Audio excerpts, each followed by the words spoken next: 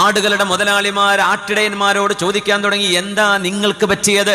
ഹലീമയുടെ ആടുകൾ അകിടുകൾ നിറഞ്ഞ പാലുമായി വരുമ്പോൾ ഹലീമയുടെ ആടുകൾ മേയുന്നിടത്തെങ്കിലും ഈ ആടുകളെ കൊണ്ടുപോയി മേയിച്ചൂടെ നിങ്ങൾക്ക്? എന്താ നിങ്ങൾക്ക് മാത്രം പാല് കിട്ടാത്തത്, അവരുടെ തടി നന്നാവാത്തത്, പുഷ്ടിപ്പെടാത്തത്? ഹലീമയുടെ ആടുകൾ എന്താ ഇങ്ങനെ?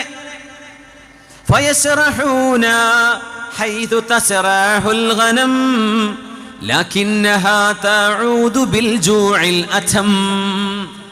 ഹലീമ ബീവി എവിടെയാണോ ആടുകൾക്ക് പുല്ല് മേയാൻ വിടുന്നത് അവിടേക്ക് തന്നെ നാട്ടുകാർ മുഴുവനും അവരുടെ ആടുകളെ വിടാൻ തുടങ്ങി. എന്നിട്ടും ഹലീമ ബീവിയുടെ ആടുകൾ മാത്രം തടിച്ചു കൊഴുത്തു. അവകൾക്ക് മാത്രം ഒരു പ്രത്യേകത അല്ലാഹു കാണിച്ചു കൊടുത്തു, മറ്റാടുകൾക്ക് അത്രയൊന്നും ആവുന്നില്ല. ഇത് ബറക്കത്തു റസൂലില്ലാഹ്,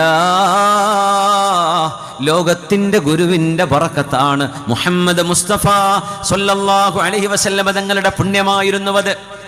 ഹലീം പറയാണ്, പുണ്യനബിക്ക് ഞാൻ പാല് കൊടുക്കുമ്പോൾ എൻ്റെ വലതു ഭാഗത്ത് നിന്ന് പാല് കൊടുക്കും പുണ്യ റസൂലിന്.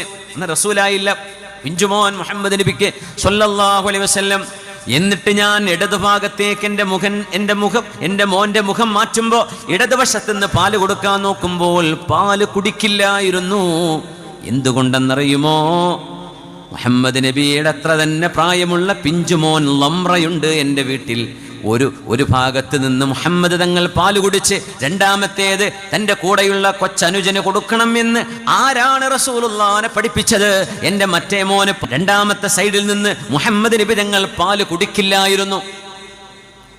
അതുകൊണ്ടാ ഈ ജന്മം നമ്മുടെ ബർത്ത്ഡേ പോലെ അല്ല എന്ന് മനസ്സിലാക്കേണ്ടത്. ഇത് നമ്മുടെ ജന്മദിനം പോലെയല്ല, ഇത് മുഹമ്മദ് മുസ്തഫായുടേത് സ്വല്ലല്ലാഹു അലൈഹി വസല്ലം.